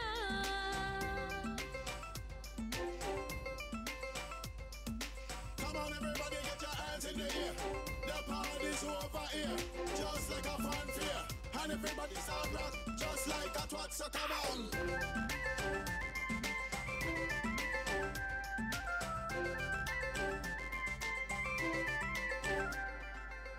मुखे आहे पक जानी मां जोई आहे तू मुखे भले प्यारा फिरी भाई न भाई तू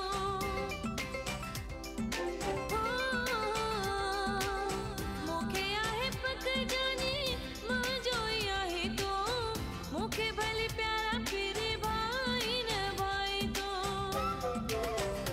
पंहिंजो घोर तो सुणा वार वार कंदी हाँ पंहिंजो घोर तो सुणा वार वार कंदी हाँ मुझे अचिया न अची इंतजार कंदिया मुझे अचिया न अची इंतजार कंदिया सिर साह तो ते मां ही निसार कंदी हाँ सिर साह तो ते मां ही निसार कंदी हाँ मुझे अचिया न अची इंतजार कंदिया मुझे अचिया न अची इंतजार कंदिया इसके जो त प्यारा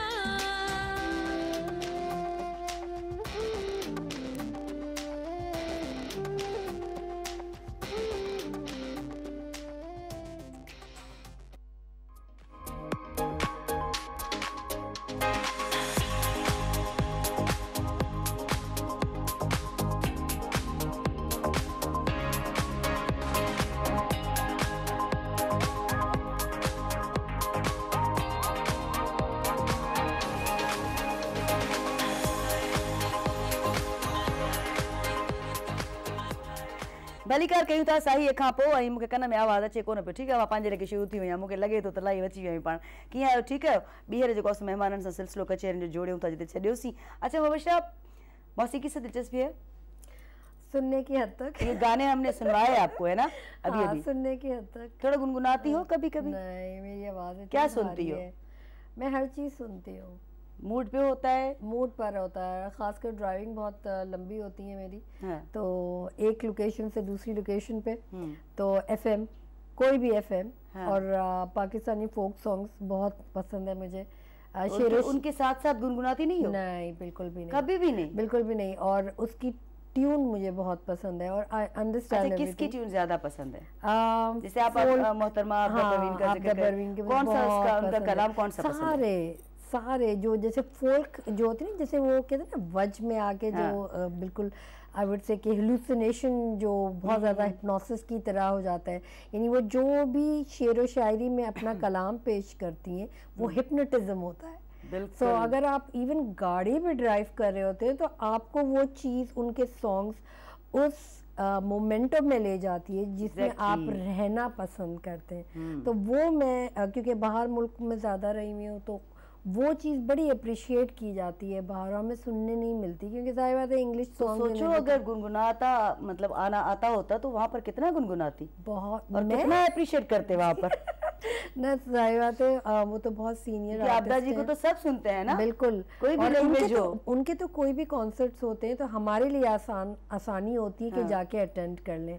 कराची में हो तो मुश्किल, हम 10 दफ़ा सोचते हैं, बट अब्रॉड में जितने पाकिस्तानी एक्टर्स आते हैं बहुत सब हाउसफुल होता है। और ये मैंने और मेरे ख्याल में 3 से 4 महीने पहले बुकिंग हो जाती है कि भाई ये फला एक्टर आ रहा है, ये एक्ट्रेसेस आ रही है, ख़ासकर सिंगर्स अप्रिशिएट बहुत करते हैं, क्योंकि जितने पुराने सेटल्ड हैं अब्रॉड में तो वो 10 साल हो गए, 15 साल हो गए जो पाकिस्तान कभी रिटर्न नहीं हुए, तो वो इस किस्म की जब चीज़ें देखते हैं तो बहुत आई वुड से कि हुब्बुल वतनी ज़्यादा है उनमें, और उस वक्त फील भी होता है अपने वतन से जो मोहब्बत है ना, उस वक्त उसका एहसास होता है ना कि ये बंदा जो है या बंदी जो है हमारे मुल्क से आया है। और मैंने जो आई थिंक आज से काफ़ी साल पहले हो गए मेहदी हसन का कॉन्सर्ट टोरंटो में था और वो अटेंड किया था, और इतनी कैरेमिस्टिक उनकी वाइब्स थी।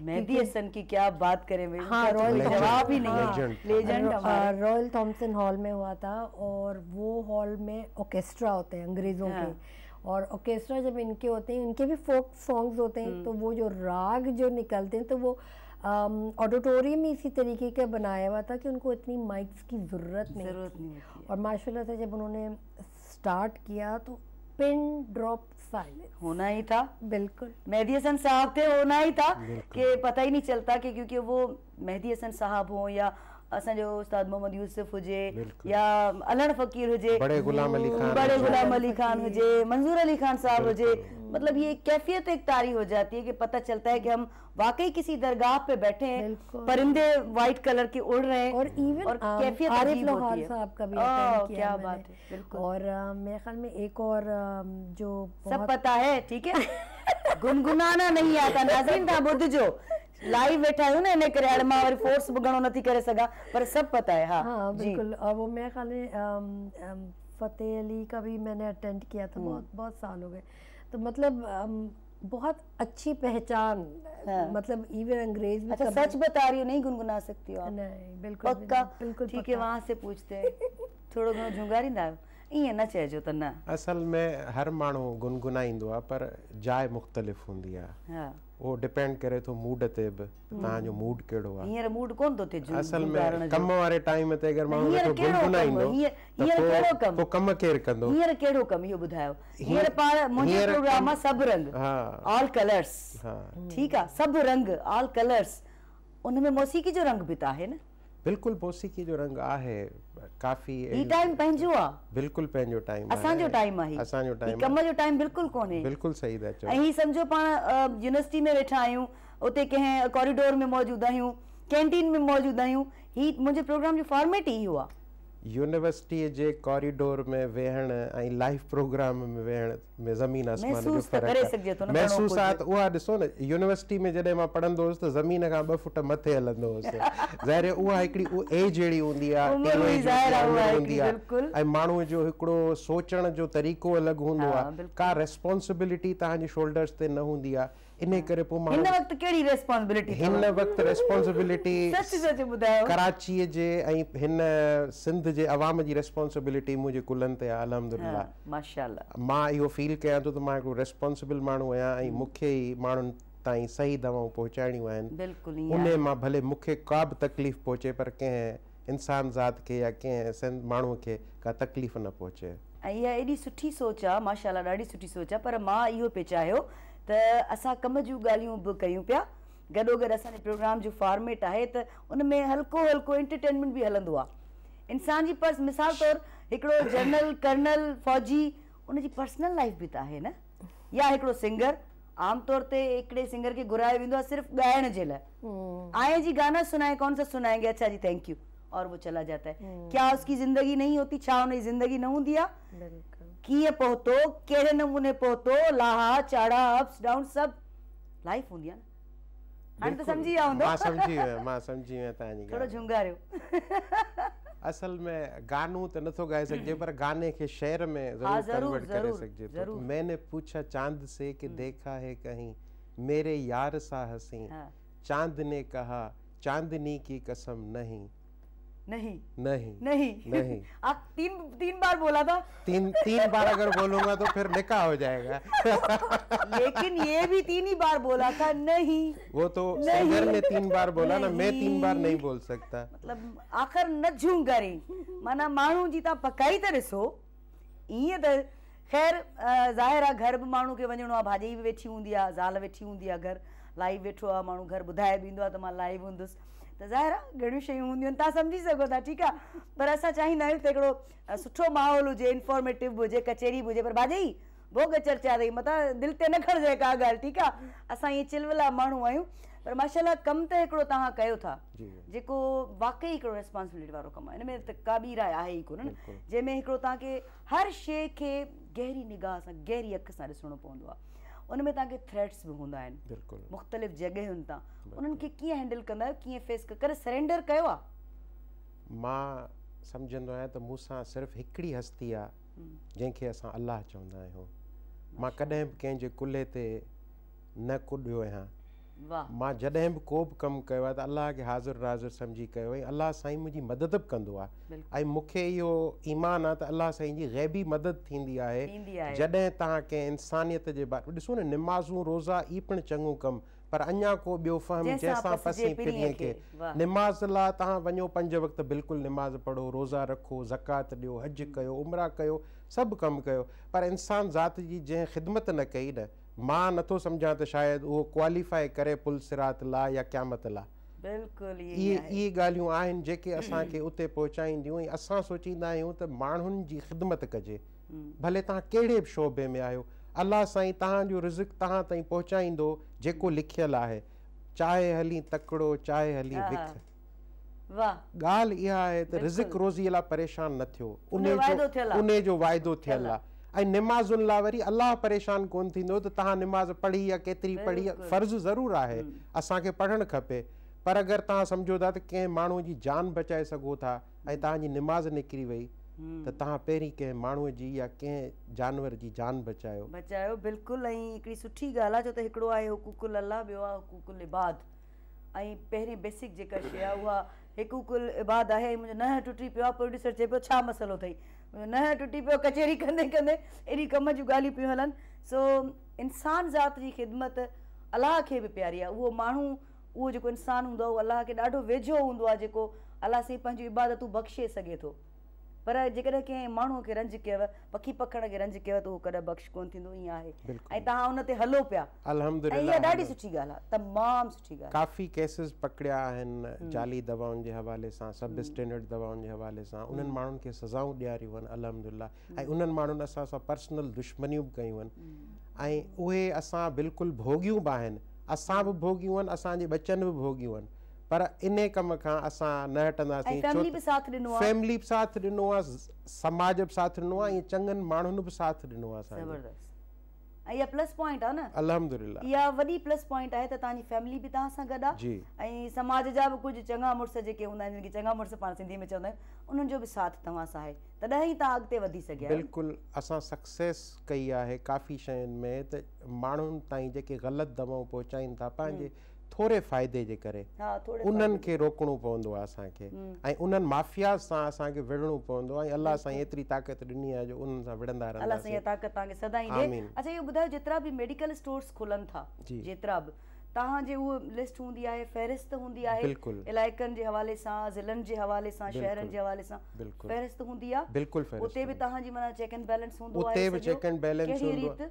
असांजा जेके इंस्पेक्टर्स आहिनि पूरी सिंध में ज़िले लेवल ते अपॉइंट थियल आहिनि, ऐं उहे जेको ज़िले लेवल जो इंस्पेक्टर हूंदो आहे उहो तक़रीबन डेली जे बेसिस ते 2 खां 3 मेडिकल स्टोर विज़िट कंदो आहे। अच्छा। ऐं उन्हनि दवाउनि जी उते चेक कंदो आहे त उन्हनि जो टेम्परेचर ठीकु आहे, उते क्वालिफाइड पर्सन मौजूदु आहे, दवाऊं कहिड़ी रीति रखियूं वेंदियूं आहिनि, दवाउनि ते डस्ट त न आहे, दवाउनि अगरि के दवाऊं अहिड़ियूं आहिनि जिन खे टेम्परेचर घटि जी ज़रूरत आहे उहे वधीक टेम्परेचर में त कोन्हनि रखियलूं ऐं अगरि रखियलूं आहिनि त पोइ उन्हनि जी सैम्पलिंग करे लेबोरेटरी ऐं ॾियारे इंस्पेक्टर पूरी मोकिलींदो। तयारीअ सां वेंदो आहे पूरी तयारी सां पंहिंजे स्टाफ सां वेंदो आहे, अलाह खे हाज़ुर नाज़ुर सम्झी वेंदो आहे ऐं पोइ उहे दवाऊं लैब मोकिलींदा आहियूं ऐं कुझु अहिड़ियूं दवाऊं हूंदियूं आहिनि जेके ज़ब्त करण जहिड़ियूं हूंदियूं आहिनि जिन खे असां उते नथा छॾे सघूं पेशेंट जे रिस्क ते, त उहे ज़ब्त बि करे वठंदा आहियूं उते ऐं पोइ उन्हनि ते वरी प्रॉपरली जेको प्रोसीजर आहे ड्रग एक्ट जो उहो एडॉप्ट कंदा आहियूं ऐं ड्रग कोर्ट में पोइ उहे केस असां प्रोसिक्यूट थींदियूं आहिनि बाक़ाइदे ड्रग कोर्ट मां सज़ाऊं करायूं आहिनि। अच्छा जी वेरी गुड। घटि माण्हू हूंदा आहिनि अहिड़ा पर अहिड़ा हुजणु घुरिजनि, छो त हिकिड़े माण्हू मूंखे कंहिं ॾींहुं चयो त आसमान ईअं ई बीठो आहे, न थंभ न को छा न को डंडो, आसमान कीअं बीठो आहे? त हिकिड़े सियाणे माण्हू उनखे जवाबु ॾिनो त का ताक़त आहे, का हिकिड़ी सघ आहे जेका उन आसमान खे झले बीठी आहे। उहे हिन तरह जा माण्हू हूंदा आहिनि, उहे हिन तरह जा रूह हूंदा आहिनि जेके इंसानियत जी भलाई करणु चाहींदा आहिनि, जिन सां अलाह जो ॾाढो प्यारु हूंदो आहे, जंहिंजे करे ई असांखे महसूसु थींदो आहे त आसमान कीअं बीठल आहे। अहिड़ा कुझु माण्हू आहिनि ऐं वाक़ई अहिड़ा माण्हू आहिनि ऐं हुजण बि घुरिजनि। तव्हांखे बि ख़बर हूंदी त अहिड़ा माण्हू घटि आहिनि, आङुरियुनि ते ॻणिजे तरह, पर आहिनि। ॾिसो न अलाह जा बंदा तव्हांखे हर ज़मीन ते मिलंदा, कुझु मोमिन आहिनि, कुझु अल्लाह जो चवणु न कंदा, पर सभु अल्लाह के प्यारा जेको भी काम करें, जो भी काम करें, अगर हम कमिटमेंट के साथ कर जो भी करें ना, ईमानदारी के साथ करते हैं और अल्लाह को हाजिर नाजिर जान के करते हैं तो वो अच्छा ही होता है ना। ऑफ कोर्स अच्छा ही होता है, बिलीव होता है। और बिलीव आप जब भी करेंगे ना, अल्लाह पे यकीन करें, आपका वो काम हो ही जाएगा, होना ही है, गुंजाइश नहीं है। अच्छा ये बताएं डेली का रूटीन क्या होना चाहिए हेल्दी लाइफ के लिए? स्किन रिजीम का पूछ रही हैं, ये खाना?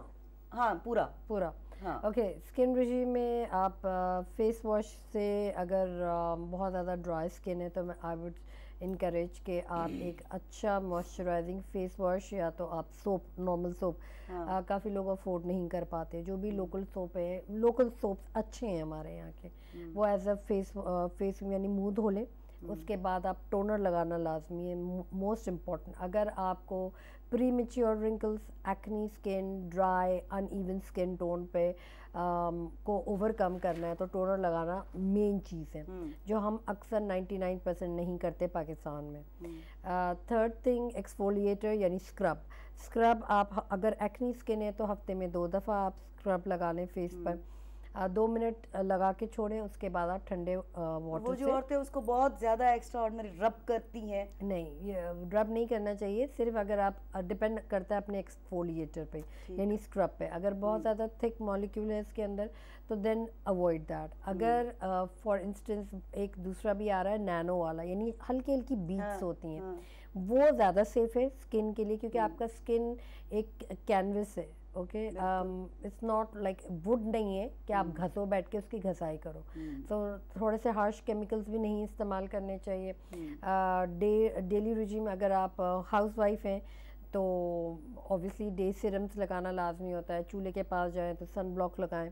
एंटीऑक्सीडेंट प्रोडक्ट्स भी आजकल एम्प्यूल्स भी मिल रहे हैं एंटीऑक्सीडेंट के नाम से, जो आपकी एज को रिवर्स करते हैं, इट्स एक्सीलेंट। अगर वो एम्प्यूल्स मिलते हैं आपको तकरीबन 5 to 7,000 की, अगर आप महीने में 2 भी लेते हैं तो आपको फेशियल्स करवाने की ज़रूरत नहीं होती, यानी आपको इंटरनल कॉकटेल आ गई विटामिन्स, फुल ऑफ विटामिन्स, वो आप पी लें, बेहतरीन skin, hair, nails, lashes, eyebrows. अब जो नया जो ट्रेंड यहाँ पर शुरू हुआ है, जो मैं देख रही हूँ, क्योंकि अंग्रेज़ों के तो बाल होते भी नहीं हैं और होते भी तो वेरी लाइट हैं, आईब्रोज ख़त्म हो रही हैं काफ़ी ख़वातीन की, तो हमें यूजुअली लाइटर हैं तो उसको हर किसी को डार्कन अप करने की ज़रूरत होती है। मोस्ट आई वुड से कि हम जैसे कॉम्पैक्ट मिलता है ड्राई फ्रूट्स का, ठीक है, ज़्यादा ना लें, मुट्ठी भर के अगर आप लेते हैं, एक्सीड ना करें, उसमें सारे ड्राई फ्रूट्स आ गए।